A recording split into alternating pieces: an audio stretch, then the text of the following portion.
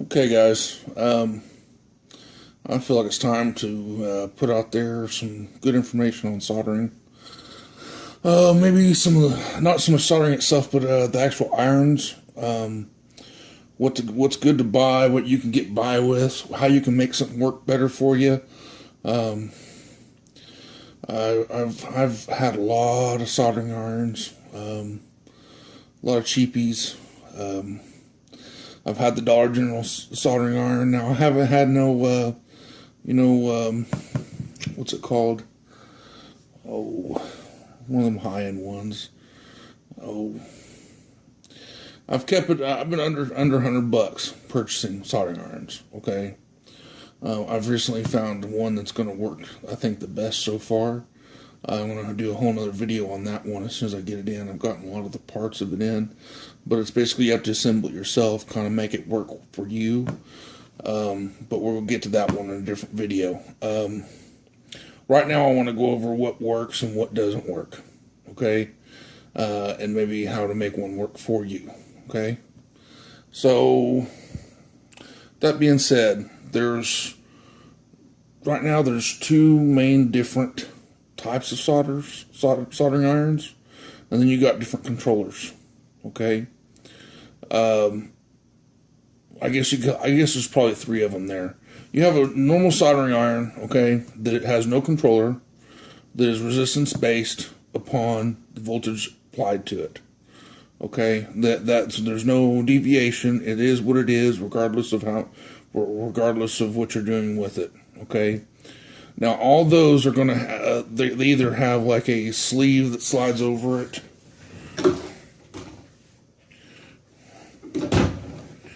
or they'll screw in the tip.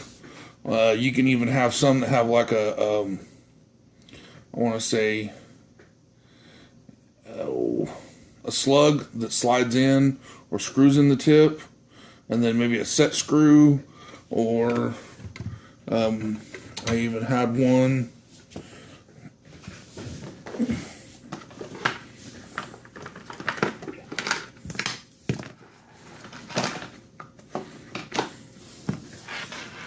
Pay attention to this guy. He likes to jump out the water. He's very active for a fish.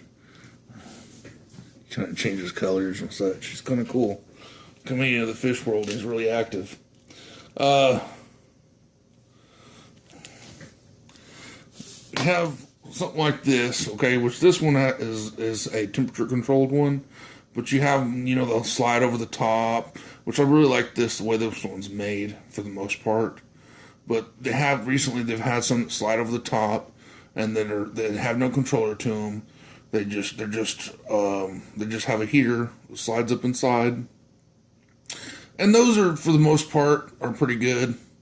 There's ways to make them better, which we'll go over in a second on that. But you have, say, something like that doesn't have a controller. It's just say this just like this. They have a tilt slides over the top and makes it all enclosed. Then you have ones with the set screws and one that's screwed in, but those all come up to a certain temperature and stop. Okay, and it's not so much temperature; it's all it don't even have a temperature that it comes up to. That's why you get some of them that'll get so hot that'll burn the board as soon as you touch it, and then you get some that won't even melt solder at all. That's part of it, because you're coming up to a certain point and that's it. There's no way for that to change or adapt to the situation that you're trying to use it at.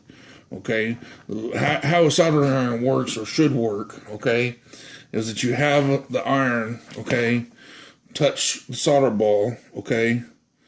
The iron then, is hot enough to actually melt and control that solder, okay, and then it stay that temperature, okay. But what you're having with the ones that are stationary, that either don't melt the solder going into it, okay, or they melt the solder and then you have a thermal runaway with it where it just cooks the solder and it cooks the boards, which that's not good. That's not good at all. Okay. Then you have something like this that looks like it has a controller. Okay.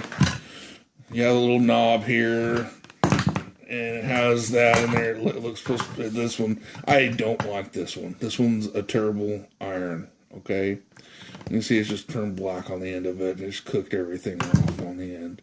Here's the deal with this. This controller, okay, is a variable resistance controller. In other words, all this controller is doing is adding or taking away resistance to the iron to say, okay, will be cooler or hotter.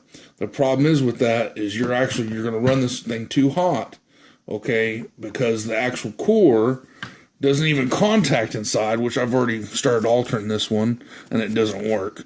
But you know what I mean? It's loose in there. There's no contact. By the time you get that core hot enough, okay, when you get it hot enough, you're gonna have thermal runaway when you actually melt into the solder ball.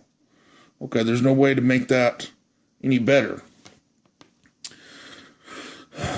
So what happens is you end up turning this thing up to the max and running it like just a normal iron, okay? Which is, you might as well just have a normal iron if you're gonna do that. This thing's what, $30-$40 for this guy right here, okay?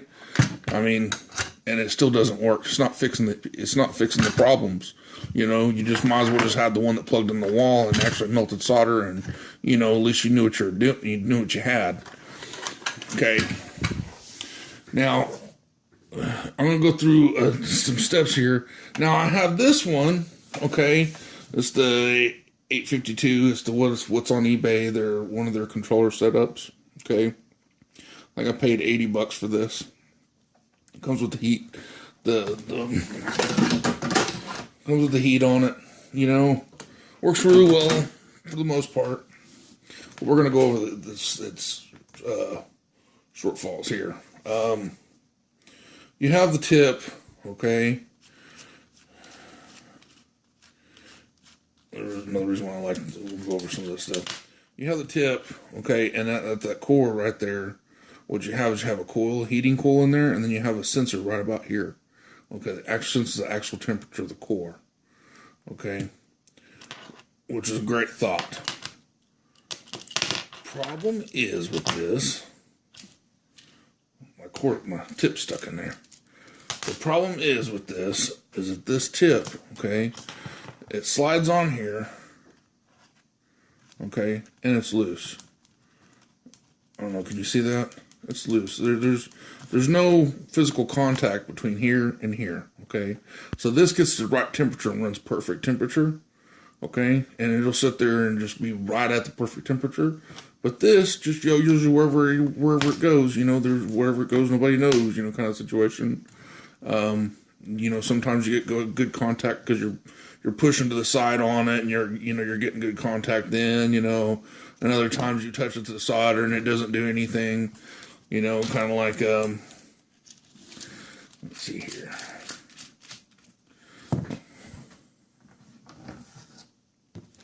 Okay, let's see here. I don't know if you guys can see that guy right there. That's some tinning. That's a pre-tinner right there. Now I got this thing turned up to the max 500 there. We'll wait for it to come on.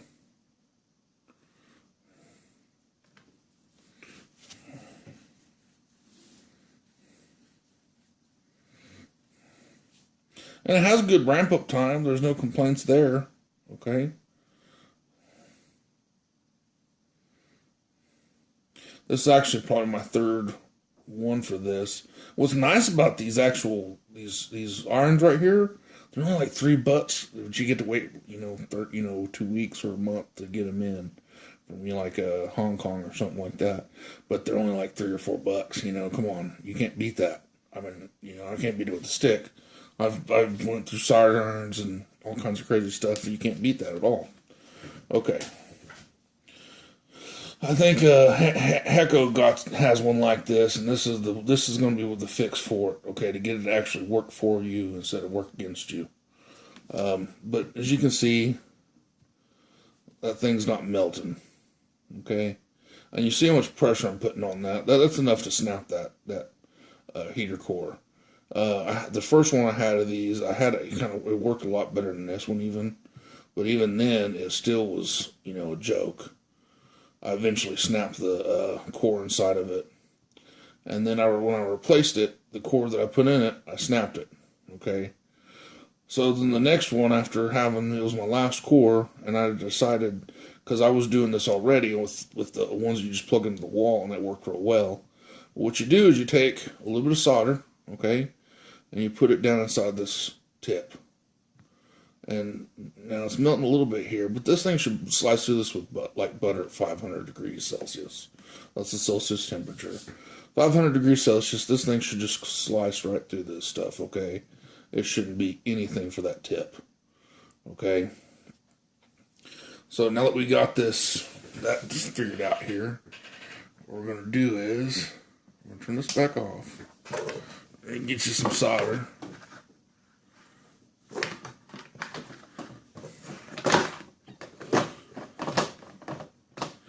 And there may be a better way to do this.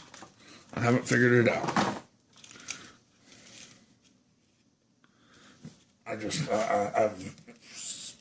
Nobody's been able to tell me a better way to do this, so this is how it gets done. But how I come across this is, you have thermal paste on a CPU, but the problem is the thermal paste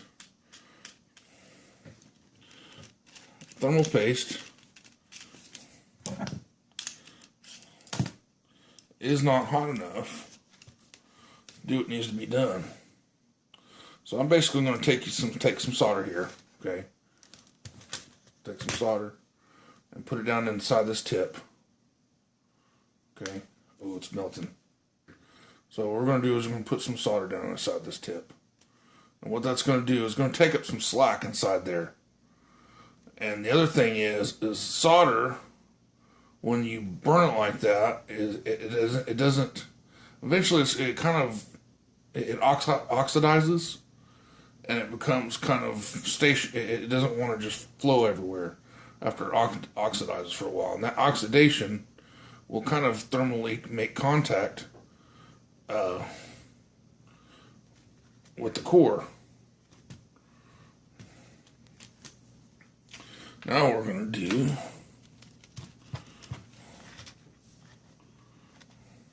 you got to have enough in there to take up the slack.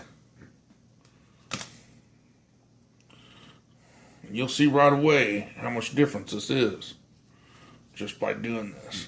And I know this is a kind of controversial thing, and we'll go over the pitfalls of doing this. Because, it really does kind of destroy your soldering iron over time. You might as well just buy another one. This is not a chip changing scenario, but the problem is the other way it wasn't either. You couldn't get a good tip for it, to work, to save your life. There's no way. So now we got our tip here. Okay. We got it set too hot. Which we would probably knock this down so we don't snap that. You can actually run this thing too hot, not having that thing on there. And just snap it. Yeah, I think I might have just snapped it already.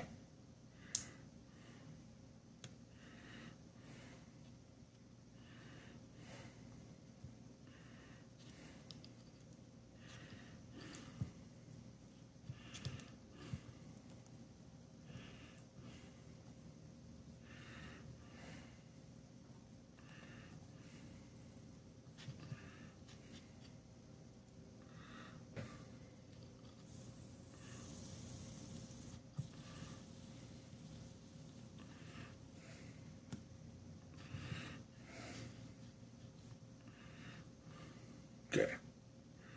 Now then, got it in there. Now we're just going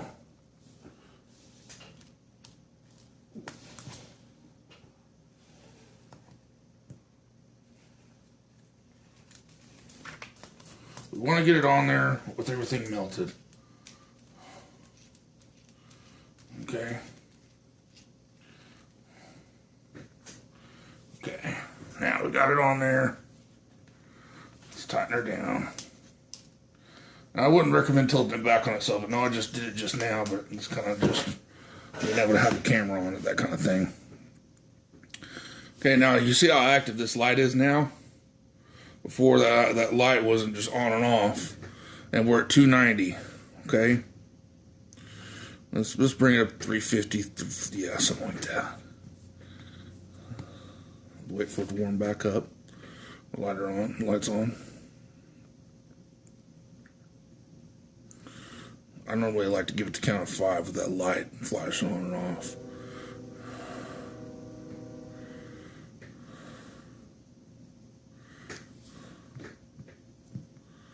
Okay. We're about where it was at 500.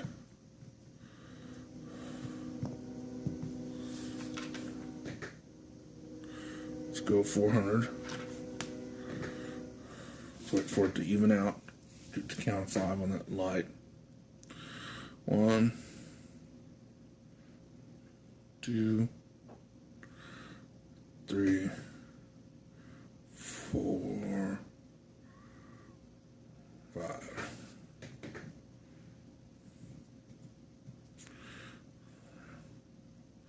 As you can see, it's kind of butter knifing now.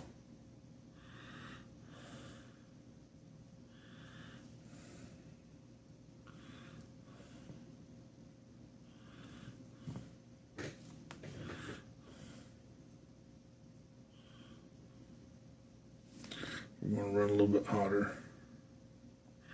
It might be this particular iron too. I know the original one I had for this actually did a little bit better job.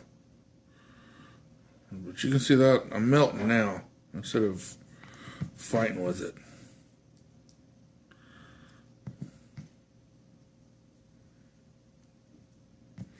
And we may need to add some more solder to it. We may not have enough in there.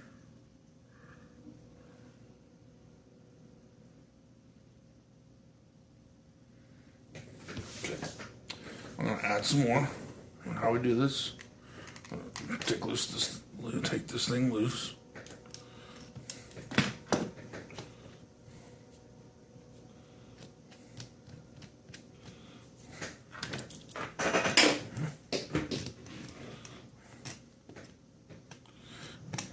This obviously makes it where you can't reuse your stuff, but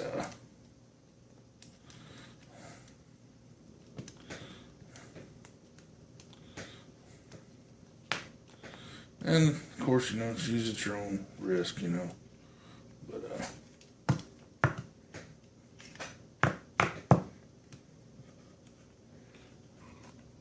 keep in mind, I went through 2 cores before I started using this on this.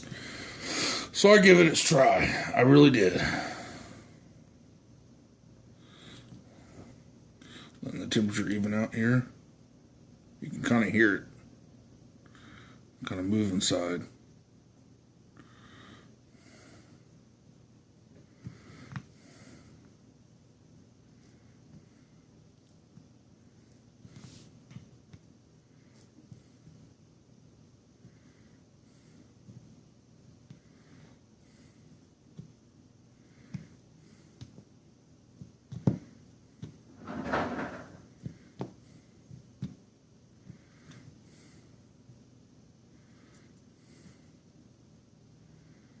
I went and bought this just especially to show some of you guys.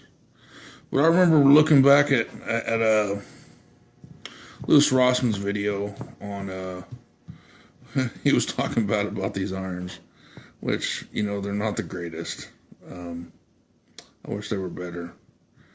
What I ended up actually doing is I found, because I broke the first one, my second one, I think it broke because it's just, you know, what you have is you have that solder on top of that porcelain core, and you let it warm up and cool down, warm up and cool down. Well, you do that for so long that actual core, that porcelain core, will crack, you know, and then what actually happens is it's no longer ESD safe at that point, because you get the solder that flows into that core, and it makes your tip get, you know, it becomes, you know, you actually then, you know, flow electricity through your tip, through your soldering iron, and that's not good.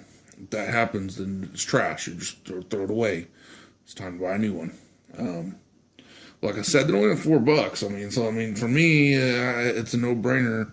Just go throw some more solder in the thing, and you know, which I think we're gonna run at 500 anyway on this bad boy. Part of it's that tip.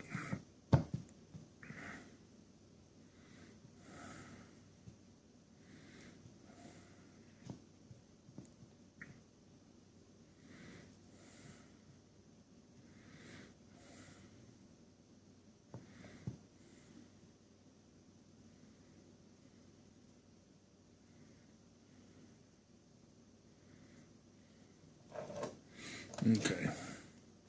But anyway, that's how you get that guy to work. You can see I can run lines through it now.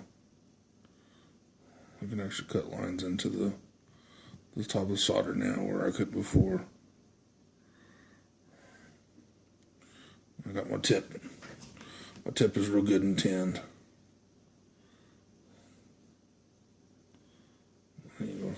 Focus in on that, is it?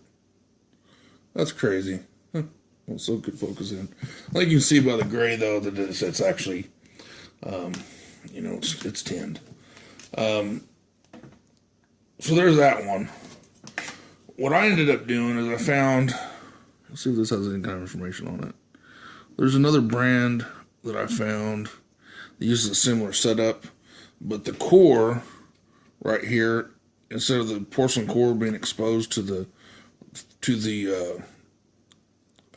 tip itself, the core is covered in metals. It has the metal wrapped around it all the way up to the tip, and then your tip works off of that that heat. So it keeps your tip from shattering, your core from shattering. Let's see here. Only problem was with it is I have to run at 500 degrees constant. There's no variables involved. Which that one I think needs a different core for this setup. No big deal though. We're not worried about that one because I use this one. But I was just trying to show you how you can get yours to work better for you, because I'm telling you before using that solder on there, that thing wouldn't melt at all. So I've done that with anything that doesn't have a through core on it. So like if your core is closed off, say like you have the core is closed off, in other words, there's nothing open inside, then what you can do is you can stick your solder down in there and then wait for it to warm up and everything. It'll stay in that spot right here instead of falling back down inside. This one is a through core, okay? So it's hollow in the center. So what happens is if you try to do that with this, it melts in here and then just falls down into the handle, which is, which is really important on this one, because this one, it had, I don't know, I want to say at least 1/8 of an inch of gap between the walls inside and the actual core, which is, you got to have that thermal continuity. You have to have good thermal continuity between the core and the tip. Okay, that's all there is to it. If you don't have good thermal continuity, what you have is the temperatures you have set are way off from what actual temperature is in your tip, and you'll have thermal runaway where you're burning up boards, or you get constant, cold joints.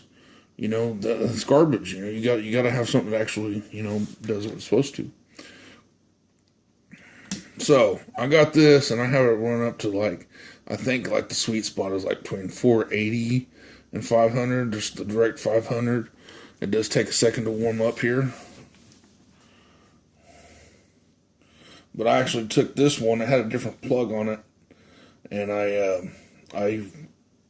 what I did is I mapped out the core has a thermal sensor, 10K thermal sensor, 10K ohm thermal sensor, and then it has the heating core. So all you got to do is you ohm out your wiring inside of here, okay, and then just plug it up the same spots that the other one was on. When you do that, then you can use just about any of them as long as it's a as long as it has a thermal sensor on it of 10K, and it actually has the wiring separate. Some of them will have like the ground side tied to both the thermal sensor and the heating element, and I'm not quite sure if that's a problem or not for this model. Okay, I know there's some controllers out there that's what I'm fixing to get. Some controllers that actually will run both. This one I'm not sure yet. I want to buy one and then plug it in and see if we can get it to work. That's actually a lot. Which this is normally based off of a Heco design, and even like Louis Rossman, he had a hard time with it. He had different tips, and you could see there's a video, and I'm just hollering and screaming. Throw a little bit of solder in the core, just throw a little bit in there, man. That thing will smooth right out, But and that you could see how bad a job that he was having with it. I mean, it wanted to melt and then not melt, and there was just no way to make that thing work for him with at that current rate. Like I said, you see how much that thing is just flashing, just holding there. It takes a minute to warm up.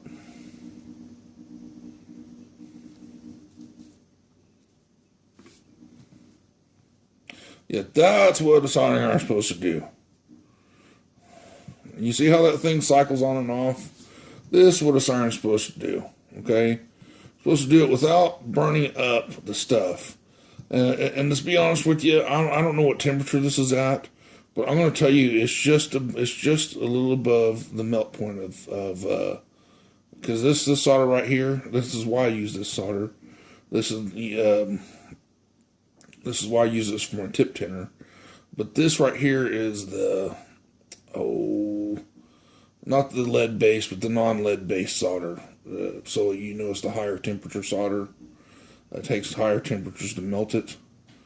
But as you can see right now, I mean, that thing's, it's cutting through the good stuff on this. That's why I chose to use this tip and that setup. But the reason why I'm bothering to tell you this and get you out and bother to make this video is what I'm trying to do is don't just give up on some stuff, that you can make work. I know that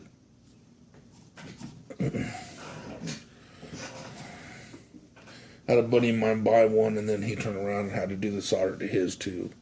And I was like, well, don't do it right away. Get a feel of your soldering iron, and then, you'll get to a point when you'll be ready. And when you're ready, just go ahead and you stick a little solder down in there, fill up your case, and then do like I just showed you guys. And then try it out, and that'll be the way you'll use it from then on. But like I said, if the core breaks, it's no longer ESD safe. In other words, you can short out components on your board, so you watch out for that part. We are going to go to something that's a little bit better than this. Okay, actually quite a bit better than this, because I went through all this stuff to tell you that basically the sensor and the heater, the closer it is to the tip, the more accurate it's going to be, the better job it's going to do. And the better overall performance. I mean, really. You can get by with this stuff, but I think maybe we'll go ahead and just, I wish they would make a good soldering iron. There's no reason not to. I think I'm going to get a kit together. It costs about, $50. I think they have some actually for sale on eBay. But it's one of the ones that have the Heco design, but it's not a Heco. It's it's just somebody that makes them. It's like a Chinese or Japanese design. But what we'll do is we'll actually get one of those, which I've already got the power supplies, and I am so anxious to do it. I can't wait to share with you guys. So I've got a power supply there. Now the original design has them using the under design components, but I'm going to use the actual design components for the the stuff that we're going to do with it, so that it actually works better. I don't want to use underperformed components to make it work. I want to get above and then use what it needs. I think it calls for a 3 amp power supply, and what they were trying to use with the kit was like a 2.8 or something like that, which is not very much difference, but it's enough. You know, when you want your stuff heating up, you want it to heat up right away. Well, that little bit of difference is going to be the difference of, am I going to wait a minute, or am I going to wait 2 minutes, you know, for it to heat up first. You know, it's pretty important when you're talking about this stuff. When I get in there, when I get in and I start soldering, I want my solder hot. I want it right hot. I want it hot now. You know, I don't want to wait 30 minutes for my soldering to get hot. That's the other thing with this. This thing will sit there for, I don't know, 20 minutes. I think I had it timed out, 20 minutes. I was waiting for it to get hot. You know, and we did everything we did with this video, and, you know, just 30 minutes here. So, hope you liked it. If you do like it, if you don't, you know, say you didn't like it, and, you know, hopefully you can subscribe. Yeah, as soon as we get the other one in, we'll make another video, and I'll show you what a real good soldering iron is going to look like.